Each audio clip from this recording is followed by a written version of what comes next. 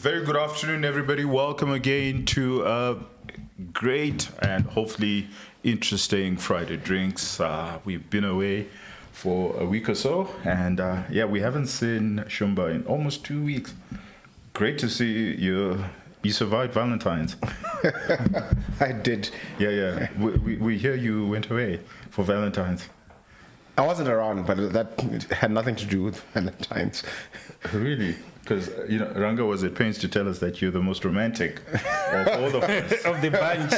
So you do celebrate Valentine's, and you thought it best to have a getaway.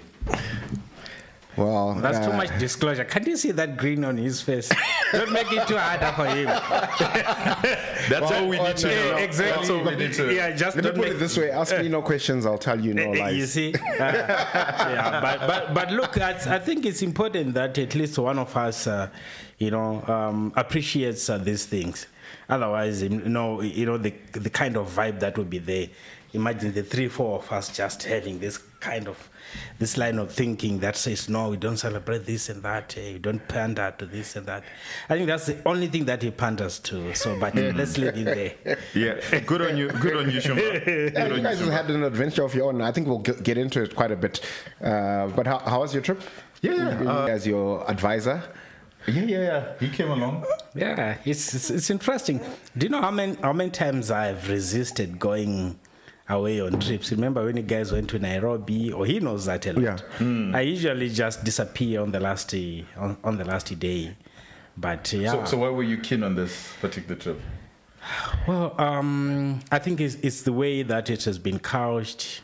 Because, there was a lot of work. Also, you guys did very well because you created some sort of a work schedule for me.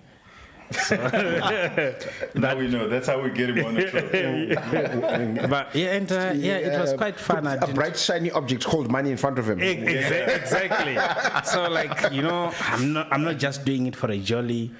It's a normal day, and it was a normal day for all of us because it always started with meetings upon meetings, sitting down to strategize, and that kind of thing. So it was more like an extension of our usual days, but in a different location, and it was amazing. Yeah. So we'll get into the weeds, but maybe Shumba. So you guys brought with ginger, some milk, I think some other herb. Yeah. And then ended up just being my go-to, kind of beverage. We were accused of not having seasoning and flavor in our food. That the only seasoning that Zimbabweans enjoy is salt. So even in our tea, the only thing that we put is sugar. And yet, they don't put sugar in their teas. They will have that ginger. Ginger, the honey, some other honey. Kind of, okay. And it tastes sounds really very good. rich and full of flavor. Good. Yeah. Okay. You love their coffee. Okay. Yeah. No, you guys must take me next time. I'm very keen to experience. That culinary journey seems very interesting. Absolutely. You would actually enjoy it. What are you having? Well, this is the product of my betting life. There's more food. What did you win? I won a bottle of Blue Label. Yeah. Wow. What was the bet? So basically, it had to do with the U.S. election and what would and wouldn't happen in Ukraine, if Trump won. And I had so much conviction, I was willing to bet a bottle of Blue Label. What was your bet? And I won. Well, basically, Mofu bet that if Trump won by Inauguration Day, there'll be a change of leadership in Ukraine. And obviously that didn't happen. So clearly they were just happy to donate a bottle to you. Well, thank you. Why would anyone bet on that? I just don't understand. I don't know. But yes, he did. and he's a gentleman, very honorable, and he delivered on the 21st. He was just happy to donate a bottle to you. Well, yes, I'm not complaining. I'm smiling from ear to ear. So there was a time when we thought we were feeling generous. We passed through some shop, and then we went to the beverages corner. We thought we'd found, that was like our first interaction with prices in Kigali. Yeah. And so at first things seemed quite cheap, eh? And here with Mkanyo, like, I think let's buy Shumba. A bottle. There was an 18-year-old Macallan, and then there was a Blue Label and a few other things. And you guys hadn't. I'm amazed that as Zimbabweans, you went ahead of the curve in terms of just the currency and figuring out what everything costs. Exactly. So when we did our number, like, this is so cheap, let's buy it. Yeah. I said, So you obviously got it wrong. We got it so wrong. We didn't have 1-0. We didn't have 1-0. But I think that bottle would cost like almost $400. Yeah? Yeah, because it was more than 540,000 francs. Yeah. So we thought it was $40. We thought it was $40. Okay. You'd have gotten a proper sticker shock. So suffice it to say, we just quietly went out of the shop. And wanted to impress Shumba so much. You said, "I know to go na mtengerachi a Blue Label, an 18-year-old Macallan, and then it didn't happen. Oh, that we could buy was cheap." I saw you guys posted a picture in a bookshop as well. Did you pick up that some? That was at the airport. Okay. We didn't have enough time to actually check out the literature. But they have a number of festivals, so maybe we should work around that. In one of these good days. So the fashion scene is actually very, very, very good. Okay. And the book festivals, that sort of thing. So I think in our next trip sometime this year, we should just work around one of the festivals, and we'll have a jolly. Yeah, fantastic. And there was a big concert that I think it's happening this week, this weekend. Yeah. So John Legend is actually performing in Kigali. And if we had planned our trip properly, we would be enjoying John Legend. Exactly, and it was big news in Kigali. Everyone was looking for. Yeah, Ranga was saying you guys you were so disorganized about exactly. It was a kind of last minute thing. Putting the together planning part, obviously, this thing. We need to plan better. They can benefit from your your capabilities, because Shumba is very good with planning for trips. Okay, so next time you take over our diary. Yeah. This guy. Never trust him with planning anything. I think I'm going to jera shema bus to so go badarata shika bachi.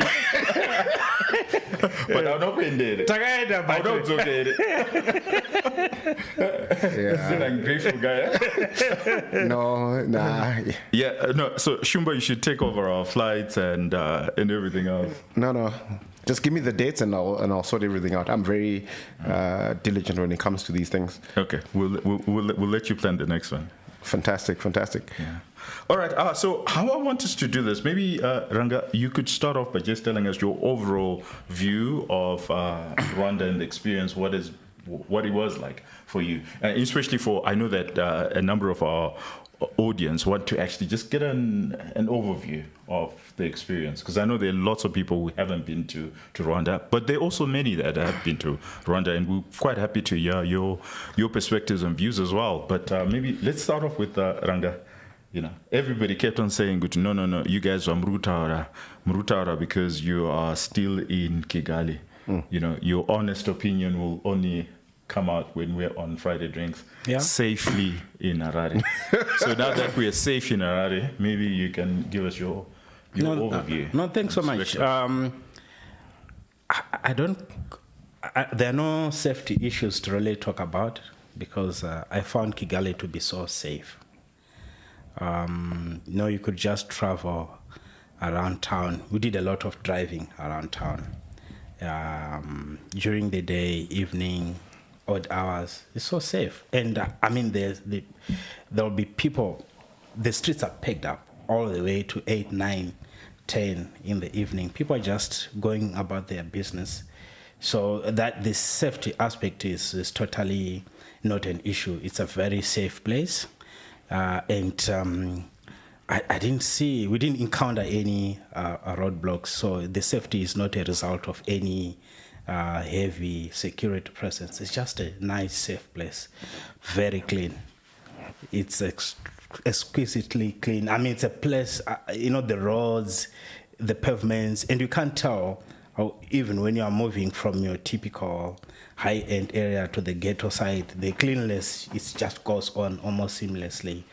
The infrastructure is good. The things that you just see at first hand, like the roads, well done. We never encountered any pothole.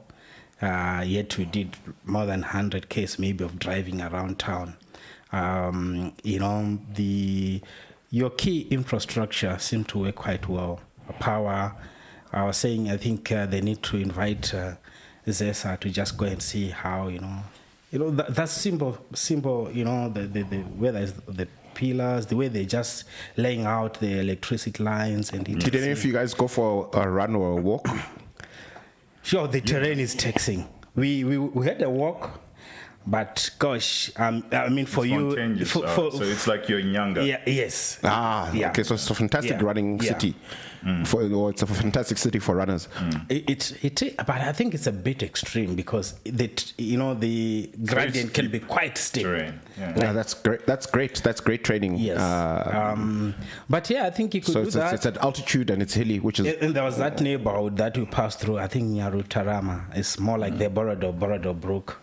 They've got some, tracks on the side. In fact, every road has got walkways. Every road, whether it's in the ghetto. And there's a running track. There's a running track. So it's a runner's heaven. Yes. Yeah. And and there's a lot of construction that is happening there. So construction at residential level, very big houses, but also what look like maybe apartments for communities and also warehouses and office blocks. So my first impression is it's a city that has connectivity, and there's so many people, very friendly people, very, very friendly people, and they speak English, especially the younger generation. So the older generations, they are coming from a French-speaking. Yeah, because you guys spoke of francs, and in my mind, I'm thinking, but Rwanda is an English-speaking country. Yeah, so but it's got French colonial history. Yes. Okay. So you'd find that a typical person has got three names, even three names. Yeah. So they've got an English Christian name, or your typical names, whether it's a John or Paul or Mary. And then they've got a French name. And Jean-Claude. And a local name, the Kenya Rwanda name. Okay. Yeah, so I think most of the people that I interacted with, I would ask for, okay, that's your name, don't you have another name? Pretty much everyone had those that's interesting. Yeah. What was the driver's name? Emil? It was Emil, but I also found out it was Peter. The other name is Peter, Emil. I don't remember the Kenya Rwanda name, but he also had a name. And then, also the other thing that I really liked is, so when you started interacting with the people in business, the authorities, because one area that we visited was an equivalent of ZIDA. They call it the Rwanda Development Board. They're so welcoming. They just open up and give you access to information that would help you to make the investment decisions. And the most impressive thing that I saw, I doubt if you have it. If you don't, I think it's actually something that maybe a ZIDA would have, like the one-stop shop. It's actually a one-stop shop where you get into a very big room, with tables being laid around the room with specific. When you want to set up a business, there are all these licenses, all these authorities that you have to deal with, and typically in other countries, maybe Zim as well, you have to move from and there, and then cross the street. Across town. Everyone will be in that room. So starting from the first person that you have to interact with, maybe to inquire about, okay, how do I go about registering a company? Tax. There's a Zimra equivalent, there's an RBZ equivalent, there's all these authorities. So typically, the way I would visualize it is, if you're starting from the first desk, you go around, by the time you are done, all your registration. 6 hours. You're sorted. Okay. Yeah. That's impressive. And they take this whole issue about special economic zones quite seriously. If you're an investor and you establish yourself in a special economic zones, the tax incentives are huge. It's massive. So it was a big surprise because we thought we were just going to, we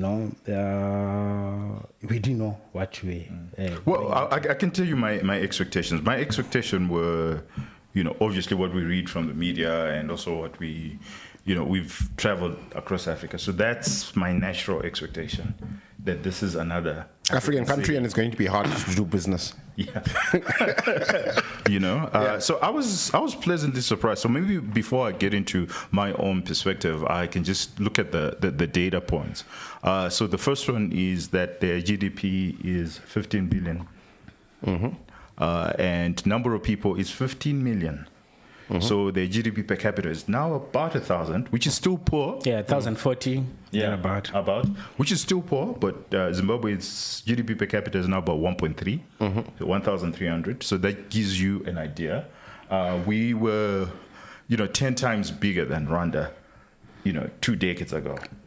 Yeah, and it's a much smaller country, confirm, just geographically. Landmass. In terms of landmass, it's a much, much, much smaller country. I mean, a number of people, they will tell you, when you go through the classifieds, the property classifieds, and they say this is a big property, it will be on 1,000 square meters. Square meters, yeah. Wow.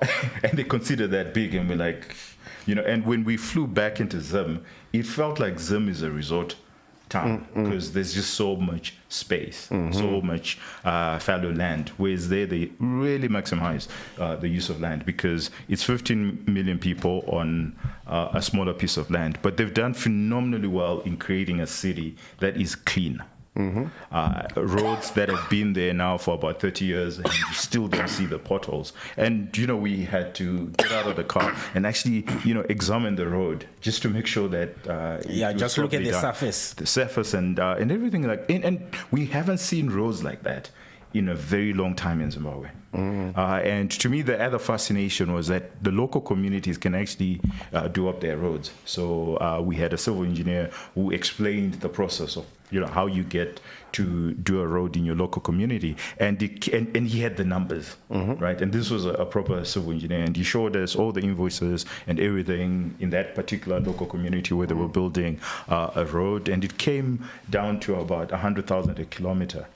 Which is, I think, it's something very doable. And remember, they've got these small plots of land, so you've got more people who can actually contribute to doing up the road. And then they've got a very robust financial services sector that then finances the mortgages and the road construction and everything that you need to do as a community. That is, again, to me, the thing that piqued my interest was, in terms of financial services sector, their total assets, it's $8 billion US. And that to me was very revealing because when you compare it to Zim, our total assets is about $2 billion US. And to be fair, about 2.5 billion. Yeah, but still significantly. When you convert it into real money, it's about even if you say 2.5. It's significantly smaller than Rwanda, which is. I mean, if you think about so $8 what that billion, speaks to what that tells that's me. Close to 4 times. Actually, given it's what you've mentioned so far in terms of their population and their GDP, I suspect the difference between our countries, banking-wise, is that most.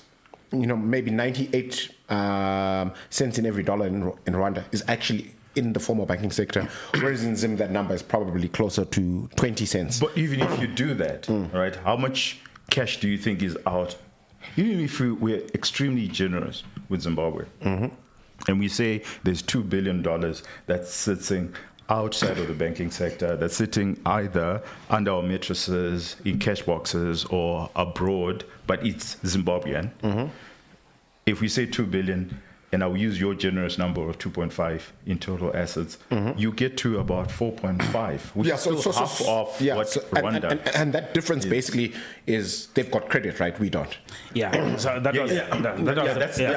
so whichever way you look at it, and we are continuously in this debate mode where people say, is that real or is it not real? And I always say, the first thing that I always look at is I go to the central bank numbers, right?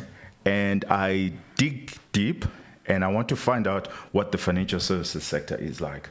And if you've got $8 billion in US dollar in total assets in your banking sector, it doesn't matter what you say. It doesn't matter whether you think that GDP is real or not. We know that it's real because the banking sector has 8 billion. Now, one could make arguments that it could be remittances, it could be aid, it could be whatever it is. But the point is, in the banking sector, their total assets, it's 8 billion. And they've got a GDP that's lower than them. What does that tell us? That it's a robust system. And part of it is because you can move your money in and out freely. Do they have zero exchange exchange controls, zero capital controls. You can move in and get out as and when you want to. And that's part of the reason why, despite them having a lower GDP than us, they have double total assets, precisely because people have the confidence that they can move their money in and out. Now, imagine if Zimbabwe were to do so. Then a lot of the Zimbabweans who are banking their money in Zambia and Malawi or under the mattress. To do so, under the mattress, will be able to do so. And this is very important because the minute you do that, you certainly have a mortgage market. So the reason why you want to have a mortgage market and things that are financed by the banks? Let me tell you one thing that I saw with my eyes is that they finish their house constructions. If you think about them, a lot of people start building and they never finish because they're using cash, and sometimes as we all the know, cash flows they don't run out. Happen. But if it's bank financed, you are more likely to finish your house construction. And we saw a lot of houses that are less than 5 years, and they're done. They're finished. Primarily because you've got the banking sector that's actually buttressing that construction boom. So I thought that was very insightful. So I always start with the central bank and with the banking sector and say, okay, what's the asset base? Where do I compare it to? Who do I compare it to? And 8 billion was quite insightful for me. And then it just meant that there is real GDP. So if they tell us that their GDP is 15 billion, I can somewhat believe that. And it's a country where you don't find a lot of vendors. So you have people who, whether it's tuck shops or what we term tuck shops, the smaller shops or the big shops, you can see it. And you can sort of, if you wanted, GDP for dummies, those are some of the things that you can just see that, okay, there is an economy here that is actually running. But like I said, the cleanliness of the city is something that I have not seen anywhere across Africa. The idea that you can build a house and finish the house, that's something that I haven't seen across Africa, which I saw with my own eyes. The ease of doing business. You can speak to the stock market and the numbers there. So they've got a very... You guys posted a picture with what looked rather primitive, like a board where they manually write the share prices. Do they have an open outcry system, or yes, it's automated? So the system is open outcry, but it's backed by a robust custodial setup, which means if they want to automate, it should be easier. But this is a very young market. It only started in 2008, right? 2008. It actually became quite, maybe there's the idea from 2008, but it's actually from 2011 where they really started to do something. And it's actually quite... What's the market cap of 3.8. So it's bigger than us. Yet our market is more than 100 years old. Yeah, we they only have 10 counters. We set up the ZSC, I think 1896? 1893. No, 1896, yeah. So Yeah, it's well over 100 years old. So A very robust debt market as well. Yeah, I think that's the one that really impressed me. So the most active side of the exchange is actually the debt market. So and how much do they have in public debt that's trading? It should be almost 2 billion.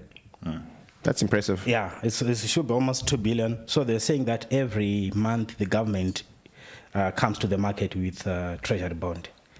So it's they actually financing part of infrastructure through the debt market. And yet it's not my observation is it's not a sophisticated market. Sophistication maybe in terms of the number of players, maybe the level of expertise and whatever, but they're actually doing, having when you see a market, the debt market, it also speaks to the level of the stability, because some of the bonds they go for 20 years. 20 years. 20 years at 13% with the local currency. Imagine that. In Zim, you pay in US dollars, you pay a much higher interest rate. And you're not going to get that tenure. Yeah. You're not going to get 20 years. Yeah. We saw corporate bonds that go as far as 10 years, 5 years. And again, just slightly, maybe 14% or, which was very impressive that they've got a robust market. Obviously not as sophisticated as we used to be. Exactly. But where they're going, you can clearly see. I mean, if you've got 10 counters and it's already bigger than Zim, imagine if a lot more counters were listed. And with no capital controls, that means that it's a market to watch. And it's something that I think that opens up. I'm really passionate about exchange controls, and maybe we can just talk about that a little bit, because you and I are ardent libertarians and advocates of free markets, and we've been quite adamant in this country. Holding on to exchange controls, and it's always vexed me. Maybe we can have a conversation about what the perceived benefits are of exchange control. Because I don't see it. Well, I think our history, unfortunately, or fortunately for Rwanda, they're starting on a blank piece of paper. So they sort of say, well, like the exchange, you're starting up with an exchange, a bond market, and you say, okay, what do we need to have? And then somebody says, well, if somebody's bringing in their money, surely they should be able to take their money out. It's common sense, right? So they don't have the history that we have of capital controls since 1965. Because a lot of the laws, a lot of the regulation that we have in Zimbabwe predates to 1965, where everything went horribly wrong, and we started having these exchange controls. So whoever gets into government almost seems to think that it's normal to have exchange controls, because that's their lived reality. If you think about it now, we're getting close to 60 years. With exchange controls. With exchange controls. So that's the lived reality of everybody. They don't understand that it's actually possible not to have exchange controls. They don't, let me give you another very good example. We saw the central bank increasing the surrender requirements from 25% to 30%. Anywhere in the world, that is like horrendous. They don't understand that. Like, what the heck? Are you telling me that an exporter, these guys actually take your money out? And, when we're explaining this to somebody who is not even in finance, they're like, if that happens, does that mean that's expropriation, right? And we're like, actually, that it is. And you don't need that. But it's because we have nobody in government who's coming from outside, who's got a blank piece of paper, who says, you know what do we need to do to ensure that people invest their money and take their money? It's their property. So they can do whatever they want with their property. And I think that's the advantage that Rwanda has, that we don't have. Unfortunately, we're starting from a perspective of this being around for the last 60 years, so we're not going to change it. Again, look at our taxes. Over 60 tax heads in Zimbabwe. That's unusual. You go to Kenya, you go to Rwanda, it's unusual to have that many tax heads. It's almost impossible, because then the regulation just impedes what you can and cannot do. Maybe you want to come in, Adzia. Just talking about, exchange controls and why Zimbabwe has exchange controls when the rest of Africa has moved on from that. Well, South Africa still has exchange controls, but a lot of places don't anymore. So I think that lingers from pre-1965 sort of explains why we have them, why we have exchange controls in our statutes, in our regulations, etc. But I don't understand why 45 years after independence, we never really had a time to really look at all, the key regulations, especially the ones that are affecting or that are business facing, and interrogate them. Are they fit for purpose? Are they fit for purpose? Are they still relevant in the 21st century? And whether maybe out there there are no better models that we could pursue, because when you then do the cost-benefit analysis for some of these structures or regulations like exchange control, over time we have seen that there are more costs than the benefits. But now the big problem that we now have is, over time, some people have actually found a way of benefiting personally from those distortions. So it will be very difficult to expect such people to really push for reforms, because these have been their feeding troughs for the longest time. But I certainly also don't understand why we need to have a whole department or unit whose job is to control what people can do with the monies that they're earning.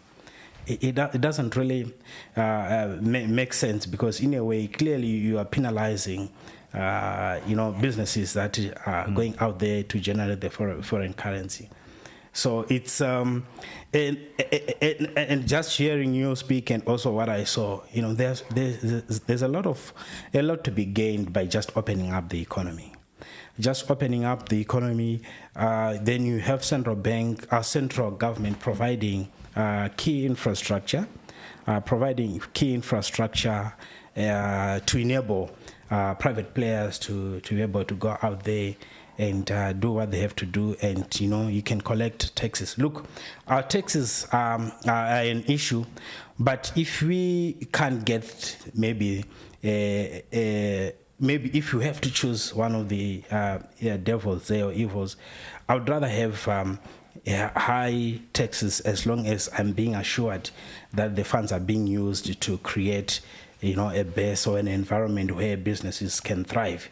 But once someone has paid their taxes, beyond that, and they've earned some money, why do you want to go after it and try regulating them on what they should do with their own money? It doesn't really make sense. So this is a perfect way for us to segue. So for somebody who's never been to Kigali, and you just hear us waxing lyrically about the business environment, the question I have for you is, if you're a business person who's sitting in Zimbabwe, and we've explained, obviously at a high level, have we incited or have we poked into your curiosity to say, you know what, maybe I need to look out there and see what's actually available in the rest of Africa? Or you still think that you're comfortable in Zimbabwe because this is what you know? I think we've discussed this before to some extent. I think, as business people, we tend to be quite inward looking, and we are not really adventurous. We don't explore the opportunities in other parts of Africa. And what you've described about the financial markets has certainly piqued my interest, because it seems like a place where somebody with ideas and wants to introduce new products and services can do well. So I think that's certainly something that's worth thinking about, just from a financial advisory perspective. It looks like if you have innovations that you can bring to their market, they'll be well received. And just your experience, even though you went there on a completely different to pursue a completely different business interest, the fact that they reached out and we're willing to partner with the Zimbabweans, tells me that there are opportunities over there that are worth exploring. You know, what did you find in your engagements in terms of the partnership that you're building there? Well, I think just generally, and I can speak to Africa in general, is that I think that as Zimbabweans and the Zimbabwean business people, we're suffering from some sort of PTSD. You know, we've been in Zimbabwe for a very long time, and despite our challenges, I think maybe we're used to those challenges. We're used to that uncertainty, and we sort of, you know, and we need to, you know, somewhat graduate from that and say, guys, we've paid our school fees fully. We actually understand uncertainty, right? We understand political instability. We understand what it means to operate in Zimbabwe.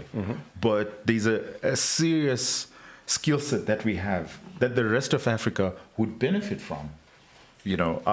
And I don't think that, you know, when you're trying to raise money in Zimbabwe or when you're trying to go to the banking sector, you know, it's like, you know, pulling teeth out of, you know, one's, you know, it's like pulling it's like a root canal, but without the necessary painkillers, you know. And somewhat that skill set, if that has happened to us, somewhat that skill set I think will be quite relevant in the rest of Africa. And we just need a little bit of adventurism as Zimbabweans. That's what I think. It's not to say that the rest of Africa doesn't have challenges. It certainly has challenges. But I think that we have gone through the worst in Zimbabwe. And if we take that as an advantage, we're not saying do away with Zimbabwe, but we're just saying that I think we need a little bit of adventurism, and let's go out there. And I think that this is a perfect time, more than any. So it may be Rwanda, it may be Uganda, it may be Malawi, it may be everywhere else. The rest of Africa is actually opening up. They have far less capital controls than they have here in Zimbabwe. Certainly, there's no surrender. You know, a lot of these challenges. So, you know, when you posted, I think when you made the first post about, you know, when we were still in Kigali, I went through the comments on your thread, and what I picked is your typical Zimbabwean mentality, where generally people were dismissive. You know, they were throwing in some strange numbers, like it's a small country, there are fewer people, and it's cosmetic, and you know, those kind of things. And this is not coming from someone who says, you know, that is speaking with authority, maybe based on some research or just observation. Here we are not presenting research results. It's just what we observed. But so the moment you start being defensive, right, and dismissive, you know what it does to your imagination. You know, it clouds your imagination. Your mind is not opened. It doesn't open up to, you know, different perspective. We are not saying that it's a perfect place. It's just something different to the extent that there are some positives that we can pick from there as a country. Maybe let's do that. And, you know, it's good to learn from fellow, you know, African brothers. If we were talking about some place in if we're Europe, talking about Switzerland or Singapore, exactly, people will be open to it. Yes. But for us to talk about, I mean, last year we were hopping on about Kenya. Yes. And again, we found, you know, the same sort of just abrasiveness. Yes. Which is totally unnecessary when you're thinking about imagination. I like the way you're. Yeah. So imagine if such people or such you know, people in mentality is you find it in boardrooms. So these are men and women who have to make decisions about where or which other places they could find opportunities in. What kind of decision do you think they will make? Oh no, it's a small country. Oh, there's nothing happening there. Yeah, but you see, there's no GDP. What you're speaking to is something. There's no, you know. It's a challenge that we have as Africans. I think we are really tribal. You know, if you look at Europe, they've got the different tribes there, as it were, in terms of different languages, different cultures that have existed for millennia. But in the 70s, they came together. They formed the EU. They dissolved borders. They've got they formed a pan-European currency that's done reasonably well. And there's a lot of integration, and they needed it a lot less than we do here, because for the most part they're actually rich countries, whereas Africa is poor. So we need to actually integrate more, trade more amongst ourselves. I mean, I'll just give you an anecdote. A friend of mine is into soccer, and Zim is playing in Marrakesh sometime in December, and he was contemplating traveling there. And he was like, "Look, if I think it'll be a good jolly. Join us." And just out of interest, I went on to Expedia, and I just to have a look at flights to Marrakesh, and I was surprised to discover that, because I thought you'd have a direct flight to Marrakesh out of Joburg or the other hubs in Africa, like Addis, right? No, most of the flights you have to go to either Charles de Gaulle in France or through Frankfurt to end up in. You literally have to leave Africa and go to Europe to travel to Marrakesh from Harare, which is crazy. And it's because of that, a lack of integration amongst ourselves, and it's a leadership challenge. I think we had an AU summit just this week, and it's nothing. They're talk shows. All these guys fly out there. And they. So I just want to put you on the spot, Rwanda, because I love doing that. So I called it PTSD. Ranga post-traumatic stress disorder. Yeah. Ranga calls it lack of imagination in the boardroom and across Zimbabweans. What do you think is the problem? Why is it we haven't seen the adventurism that we're talking about going into the rest of Africa? Why is it business in Zimbabwe have not been as aggressive as they should be? So I've got a different take on why we tend to be so inward looking. A lot of the guys who are on the extreme end of the spectrum in terms of aggression and ambition, they actually emigrated. And they just left the country because it was too hard for them. And they've built careers and lives for themselves outside them. And the guys who stayed are basically less aggressive, less ambitious, more given to towing the line and just coping. And so that's the vast majority of the business community here.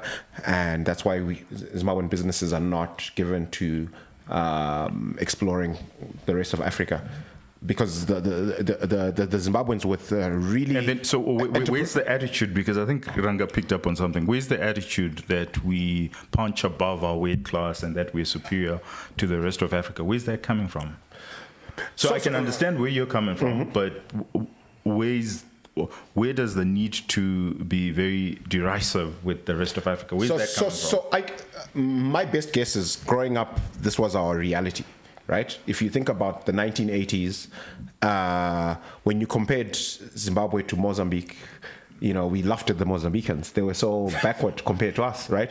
When we thought about Zambia, we laughed at the Zambians, and their kwacha, and they had inflation and they had all these challenges.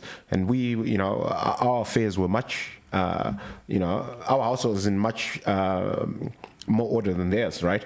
So, and a lot of people would tell you that compared to most of Africa outside South Africa, Zimbabwe was amazing, right? We were more educated. All the key metrics, we were just better, right? And I think so. There's that historical arrogance that we've had.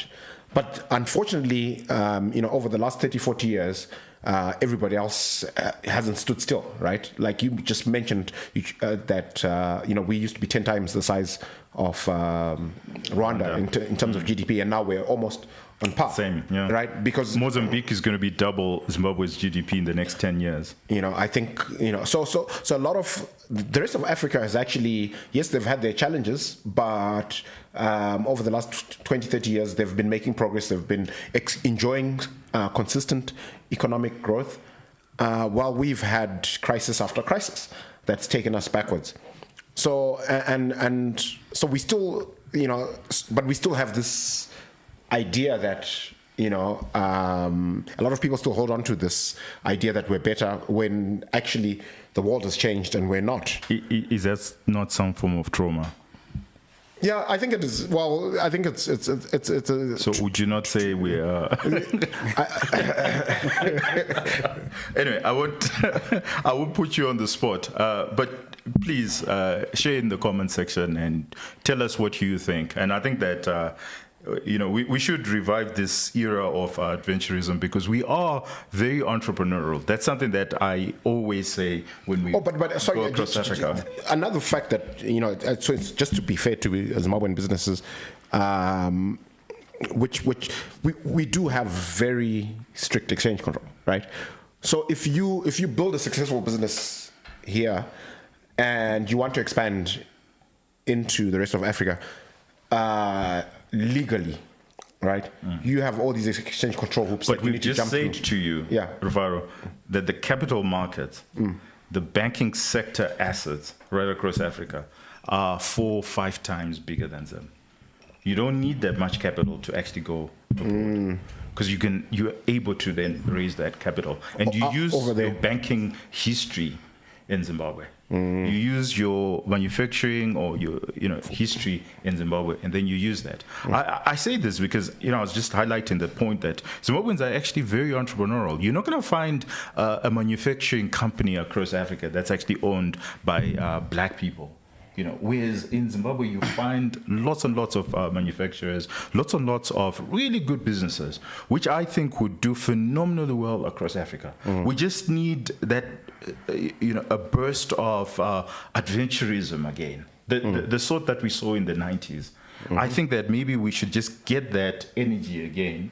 We should revive that energy again, but not looking and focusing on Zimbabwe. And not much is going to change in Zimbabwe, but I think that the rest of Africa, there's a lot that's happening. Even in Malawi, in Uganda, in Mozambique. Like I said, the data is there. Mozambique is going to be double Zimbabwe's GDP in the next 10 years. That in itself should maybe incite, maybe not from the older business people, because they've made their money, they're okay. But right. for the younger generation, the younger generation and even the mid-tier management should be the ones really pushing this adventurism and saying, I think we can do something in the rest of Africa. And then we give them the support that they need. I think there's a market out there. But please, let us know what you think the problem is. Why are we so fixated with our own problems here in Zimbabwe and have not really... lot of problems to be fixated on. Maybe it's time for us to leave and see what the rest of Africa has to offer. If you look at just in terms of growth and where the growth is coming from, a lot of it's going to come from Africa. In the next decade or two. I don't know about that narrative. There's this other thing that's happening in Africa. I don't mean globally. Asia. Obviously, Asia is going to be on a different growth path. But I think that when you look at South Africa is growing at less than 1%, and I don't think that's going to change in the next decade. If you look at Zimbabwe, the real growth, we are still hovering around a GDP of 20 billion. And in the next decade, it's forecasted that we'll be around there because of all our challenges that we've been articulating for the last years. But when you look at the rest of Africa, if you look at Rwanda is growing at 8%, and it's more likely which to is be phenomenal. That's really quite impressive. For the next decade. And if you think, if it grows at those kind of rates, even 7%, it means that the economy will double in the next 10 years. And part of our lack of opportunity is because our economies are just not growing. So 8%, you need that 8%. Albeit it's coming from a low base, but it's still an 8% that a Zimbabwean business person could actually enjoy. This is not to say that the risk is going away. No. The risk will be there, but we've already proved that we can manage risk. If you can operate in Zimbabwe and survive in Zim, if you can make it here, you can make it anyway. You can make it anyway. You can make it anyway. And there are some really positives that you can sort of point to in Zim that are exportable. So I think one of them is the expertise. So the expertise and also the experiences that we've had in Zimbabwe, the boom and bust, okay, more the bust than the boom. This is some skill set which is not there, which is not out there. And you're just talking about, opportunities you are seeing maybe from the capital market side. And the reason why you are seeing that is because the path that we've had to travel, has sort of forced us to be more creative for you to be able to make it. And that creativity is needed in some of these markets that are just starting up. So we've had more than 100 years of capital markets experience. Surely, if we take that into a market that has only had capital markets maybe in the last 10, 12 years, you certainly will be ahead in terms of your thinking. Because I remember when we're asking them about the products, so it's just bonds and equities at the moment. And even when you look at the equities, the understanding of how that works, I believe that maybe someone that have had some experience in a market like ours could add value. And they're saying, no, they're expecting a delegation from some other African country to, maybe help them with ETFs and rates and etc. And these are things that us here in Zimbabwe we have we've been doing for quite some time now. And also even from the manufacturing side, when I looked around at some of the products, I could feel like, okay, some of the products that we actually have in Zim on our shelves that are being manufactured by local companies, they can be quite competitive in those spaces. Yeah, they can be quite competitive. So I think all that it takes is for someone to just do some research. And as we're coming back, we just reminded each other of the biblical story of, the children of Israel as they're moving out of Egypt going to Canaan. The first delegation came back and their reporter was like, oh gosh, we should not even think of going there. There are these giants. And would look, in their eyes, we're looking like locusts or whatever. So in their mind, the mindset was this was never going to be conquered. But another delegation went, and the report was different. And it resulted in this famous one where the land of Canaan was coined to be the land of milk and honey. These are it's still the same data point. Perspective. But the perspectives are what? They're different. They're different. So I think it's up to us. So Ranga, let's turn on its head and say, what could Rwanda learn from Zimbabwe? I think they are already learning from Zimbabwe, especially in the area of capital development. I remember there was a time when they were recruiting from Zimbabwe. I don't know whether it was teachers and doctors. Yeah. And it's actually, that's very good attitude, where you look inside and say, you know what, I've got this need, and right now I don't have the resources to solve my need, but my brother out there has got something. And it's English speaking. It's English speaking and etc. So I think in terms of the human, capital development there, I think they can learn a lot. And not just learning, but I think I see more cooperation, between the two countries, and even the interchange of the skills. All these things that they're doing well or maybe they are just beginning to do right now. For example, on the capital market side, we have just established that Zim has been doing that for more than 100 years. I've got excess expertise here, which they can possibly tap from. And even manufacturing as well. I would say that manufacturing as well. You tend to find that East Africa is a distribution hub. Yeah. They don't manufacture as much as we do in Southern Africa. And we've built a very robust manufacturing base and entrepreneurs in manufacturing. So that, and also because of our proximity to South Africa and the British legacy, we have sort of benefited from the skills transfer, expertise in production of certain, in manufacturing of certain products, and the artisans as well. Yes. Mechanics, so all those are easily exportable in a market that has got. That's really, you can feel that they've got. They're really crying for some of these things. Innovative products. Yeah. In one meeting, without really mentioning the product and whatever, we showed our counterparts some of the products that are manufactured in Zimbabwe and how much the price point. They could not believe it. I'm like, guys, can you bring those ones tomorrow? But these are like you're so very used basic. To very basic. Yeah. We take it for granted. Things that you take for granted because when I compared the product there and the product here, on that particular product, it was chalk and cheese in terms of the quality and whatever. So these are some of the things that we can, share with our brothers. So you've traveled quite extensively across Africa. If you are advising a Zimbabwean entrepreneur, business leader that is looking to explore opportunities elsewhere in Africa, where would you rank Rwanda in terms of the pecking order? Is it one of the places that you should seriously consider starting, being your first foray outside Zim, or would you put it at the top, in the middle, at the bottom, and why? I would put it at the top, and I'll tell you why.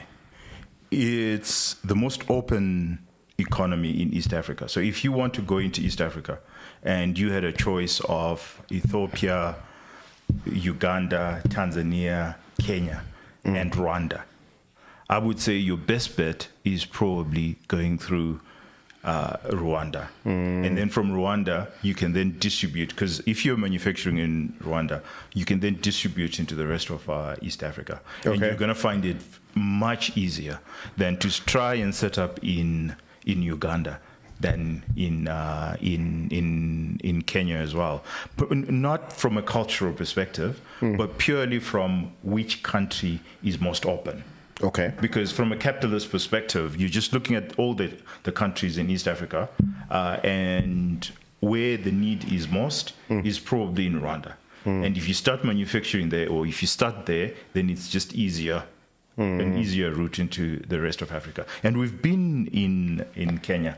Kenya is a very competitive market. And if you're coming from Zimbabwe trying to get into East Africa using Kenya, it's just going to be a tough operation.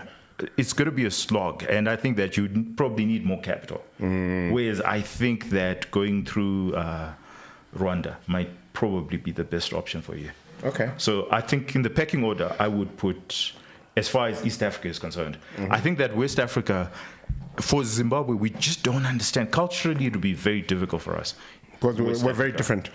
Not because we're very different. I don't like to say that we're different. We're not different. But I think that their markets are way ahead of us now in terms of just servicing just a larger population. We're used to, 16 million people. So we manufacture for 16 million people. So going into Rwanda and manufacturing for 15 million people, I think it's an easier sell than going into Nigeria, where you now need to manufacture for 200 million people. We're not used to that. It's just chalk and cheese. The magnitude, the level of capital that you would need, a whole lot that you need to just understand that particular market. I think it's much tougher there. So I think that Rwanda is probably your best bet, and then you conquer East Africa. And then once you've understood East Africa, then perhaps you can go into West Africa. Rwanda is also a good bet in terms of when you think about, the countries surrounding Rwanda. It's an easier and safer place in which you can then access all those other markets. So I think it's centrally located for anyone who wants to do manufacturing, and it offers the best incentives across East Africa compared to all the other countries across East Africa, and less competition. I don't know, Ranga, what your thoughts are? Where would you put Rwanda in the pecking order? I think my approach, obviously, I'm not as well traveled as you guys, but I think the biggest takeaway for me is there's a lot that we don't know about other African countries. So I suppose maybe it's not just me. It's probably there's also someone who's running a business whom, if whenever you speak to them about some other place outside of Zimbabwe, their perspective is shaped by what they hear, not what they've seen or what they know, what they've experienced. So I would challenge our business people, everyone who is interested and curious about our continent, to go out there, explore more. Even in areas that you are talking about, for you to know that West Africa is different, it has got these nuances, etc., is because you have had time to look at it. So there's an opportunity. There are a lot of opportunities out there in Africa. All that you need to do is to just go there, spend some time, learn a bit, do some study, and possibly see where where you can start from. So maybe it doesn't make sense for you to maybe just step into Nigeria and hope that you can conquer the market. But what if there's maybe there's an opportunity to work with someone in that market, and maybe you're looking at what they're doing and you see that this you can possibly add this kind of value or bring a product that is of a different size, type, and then you work with them. Look, there have been some few successes in Zim. I think you could say Sitco is one of them to a certain extent. I think there was a time, 2007, 2008, when the hyperinflation was really biting hard, when quite a number of Zimbabwean companies, went Pan-African. Pan-African. I think it's important to point out as well that I think it's what is now MTN in Nigeria used to actually be Econet. Yeah, true. And just that's a massive market for a Zimbabwean to have set up shop and built a big successful business. Yeah, so the talent is here. The talent is here, and we have some experience. It's a path that we've traveled. By the way, we found Liquid in Rwanda. In Rwanda, yeah. Okay, fantastic. It's one of the big providers. They give you free access to internet as soon as you land on the airport. To be fair, you get that in Zim as well. I don't know. I've never. Yeah. All the networks you get to Zim. All the networks they give you free. Okay, I've never experienced it. I've never experienced it. Most of the times when I'm in the business lounge, I'll be using my data. No. Next time I'll. Well, I'm just giving you a life hack. Exactly. Thank you so much. I'll pay you for that. You must. All right, gentlemen. Thank you very much. This was interesting. Please let us know in the comment section. Maybe we actually need to do more of these. Let's go to Uganda. I've never been to Uganda. Yeah, it was interesting. As Friday Drinks, certainly we're going to go to Rwanda again as Friday Drinks, and we probably do a show there.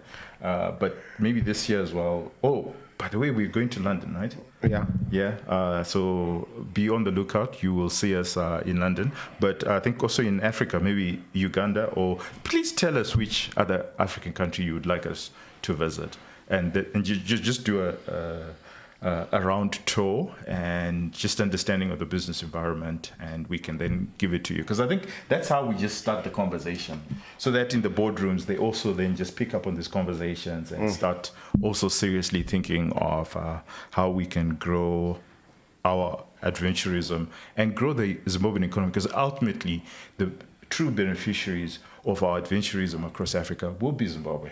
And it's Zimbabwe that we're selling, and it's Zimbabwe that we are promoting across Africa.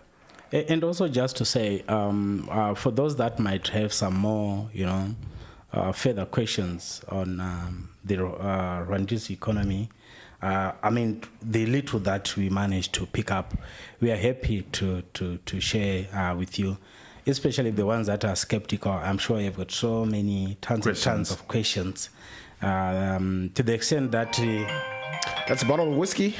yeah, they'll have to buy wherever it is. So I was saying, to the extent that we are able to, to share. I think it's important. We went there. It was more of an expedition, and like Mkanya is saying here, is we are really doing that for Zimbabwe, because we are looking for opportunities for that us as Zimbabweans can tap into, and make a contribution. Absolutely. To economy. There we go, ladies and gentlemen. I hope that was insightful and fruitful.